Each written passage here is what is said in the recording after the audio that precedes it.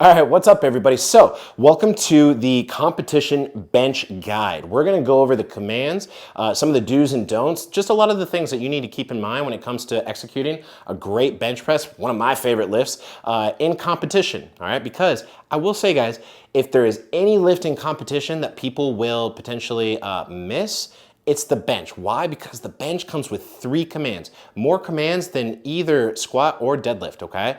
Now, as I mentioned that, if you have not had the opportunity to go watch our squat video as far as competition standards go, I highly recommend you go do that if you are participating in a full power meet, okay?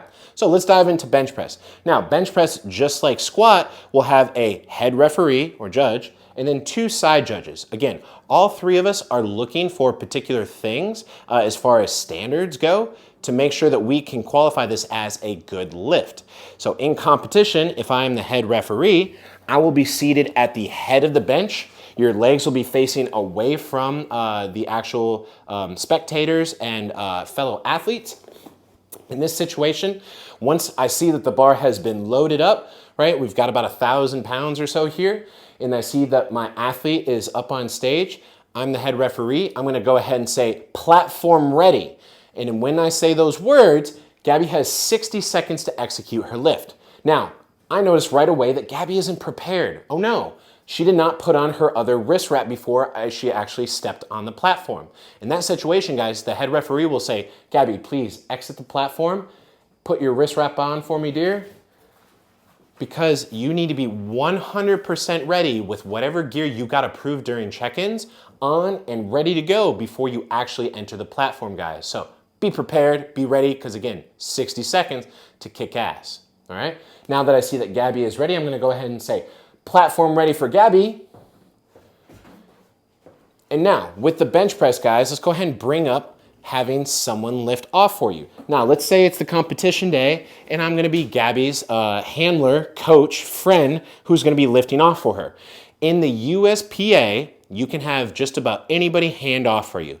In the USAPL, guys, you have to have a certified USAPL coach in order to actually get a lift off. So if your friend is not a certified USAPL coach, they cannot lift off for you, okay? But don't panic, because if you don't have somebody with you that is certified to actually do the handoff, then you can go ahead and grab one of the spotters and loaders or another coach that is in the general area, okay? They'll always have somebody there to help you out. You just need to know that, hey, I brought my buddy with me to be my handler. He was planning on lifting off for me. Unfortunately, in the USAPL, that is not allowed unless they are certified, okay? USPA, we're awesome like that. Anybody can hand off for you. So if I'm gonna hand off for Gabby, when the platform is ready, she's secure, we're ready to go, I'm gonna go ahead and unrack with her. Now, it's up to me as the guy who hands off for her to get out of the way of the head referee. Because if the head referee cannot physically see Gabby, see that her elbows and her shoulders are completely locked out, that the bar is under her control and is in a paused or rested kind of locked out position, then they will not get the start command, which means if you're someone who's trying to help out your athlete, your friend here, and you're still in the way of the head referee, your friend's got to literally hold this weight until you get out of the way. So try to be quick, try not to trip, get out of the way as soon as possible. Now that I can see Gabby and that she's ready to go, we'll have her first command, which is start.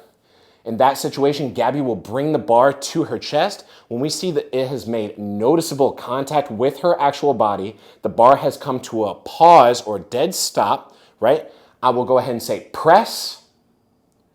Again, when I see that her elbows have completely locked out and the bar has come to a dead rest at the top, that's when she'll get the rack command. And then she has the right or ability to go ahead and rack the command without risking getting red lighted. Now guys, let me go ahead and point out a couple of differences. When it comes to squat and deadlift, the commands and the regulations, if you will, are exactly the same in just about every sanction. When it comes to the USAPL and the USPA, there are differences in rules and regulations as far as what is allowed. In the USPA, guys, you can raise your head off the bench at any point in the lift, but your shoulders and your hips have to stay in contact with the bench throughout the entire lift. There is no sanction that I know of that allows you to raise your shoulders or your hips off the bench during any point of the lift. That is typically what the side judges will be looking for. Are your hips staying in contact with the floor? If you're someone who has a lot of leg drive and your hips tend to rise off the bench, you will be immediately red lighted and you will not make that lift. So make sure that you practice competition standards throughout your training so you don't risk this issue. So head can remove from the bench in the USPA. In the USAPL, your head has to remain in contact with the bench throughout the entire lift, okay? The other thing is our feet. In the USPA, you can have only toe contact with the floor and it is totally allowed. You can have toe or heel contact or a flat foot in the USPA. In the USAPL, it is a flat foot only competition or sanction. So if you are a USAPL athlete, make sure that you know and practice having flat feet on the ground for your lifts because that is what they're going to be looking for. Now, when it comes to feet, there is also something that we see where people get DQ'd a lot that they don't necessarily aren't necessarily aware of, which is their feet move while they're actually performing the bench press. Guys, the minute that you get set on the ground on the bench, you can get tight, you can move around as much as you want, but the minute that you unrack that bar, right, you need to be settled and stable before you get that start command. Because once that start command has happened, you should not be moving whatsoever other than maybe your head in that situation, and of course your arms to actually make the press or the contraction, okay? So if your feet are moving around during the press, that is also warranted for a red light. So try to avoid these things. All right, guys. So I think that's it as far as the bench press goes. Remember to listen for your commands. That's the most common mistakes that we'll see for bench press. 3 commands: start, press, rack, right? The other things to keep in mind when it comes to technique or form that they're looking for: hips should always stay in contact with the bench. Head should stay in contact with the bench if you are in the USAPL. Feet should stay flat if you are in the USAPL. And feet should just stay rigid and fixed throughout the entire lift, no matter what sanction you're in. These are typically the things that we're looking for when it comes to making a good bench in any competition. So go kick some ass and press a lot of weight.